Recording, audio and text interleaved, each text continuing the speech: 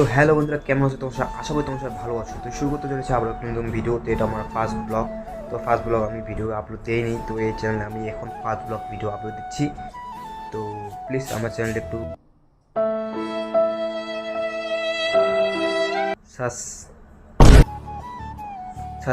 Subscribe করে রাখবেন। তো আমি এখন আছি বাড়িতেই, কাজে গেছি।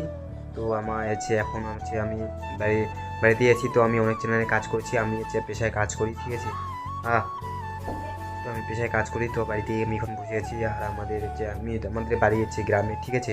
তো ফার্স্ট ব্লগ ভিডিও আমি শুট করতে পারিনি মানে হয়ে গেছে, ঠিক আছে। তো আমি অবশ্য রাত্রেবেলা করেই ভিডিও দেবো, মানে রাত্রেবেলা ভিডিও দেবো। কোনো জায়গাটাকে যদি যাই, সেই জায়গার মধ্যে দেবো বিয়ে বাড়ি ব্লগ যে কোনো ব্লগ আমি দেবো, ঠিক আছে।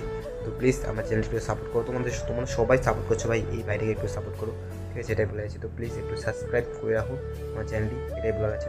তো বন্ধুরা, আমি একটা স্যাড স্যাড ভিডিও বানিয়েছি। তো ভিডিওটা কেমন হয়েছে তোমরা অবশ্যই বলবে, ঠিক আছে। স্ট্যাটাস ভিডিও আমি বানাই না অবশ্য, মানে ফটো দিয়ে স্ট্যাটাস ভিডিও বানাই, স্যাড ভিডিও আমি বানাইনি। তো এখন আমি একটু ট্রাই করলাম, সেই ভিডিওটা তোমাদের কাছ থেকে দিচ্ছি। মানে স্যাড ভিডিও বলতে কি, আমি মিস ফ্রেন্ড কীভাবে, মানে স্কুল ফ্রেন্ড সে নিয়ে একটা স্ট্যাটাস ভিডিও বানিয়েছি। তো ভিডিওটা কেমন হয়েছে অবশ্যই দেখে বলবে, ঠিক আছে, কমেন্ট করবে, অবশ্যই কমেন্ট করবে।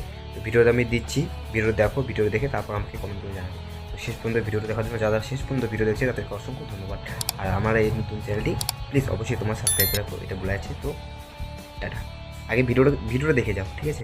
এই জীবনটা কীরকম বদলে যায় না, সময়ের সাথে সাথে কেউ কার পাশে থাকে না। আগে ছোট্টবেলাকার বন্ধু, কত আড্ডা, কত খেলা, কতই না মজা করতাম। কিন্তু এখন আর কেউ পাশে থাকে না, কারণ সবাই নিজের কাজে ব্যস্ত।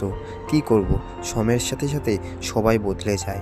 মিস করি আমি তাদের ছোট্টবেলাকার বন্ধুদের। কি করব, তারা তো আর সামনে নেই। সেজন্য তার ছবি দেখে দেখেই আমার বাকি সময়টা কেটে যায়।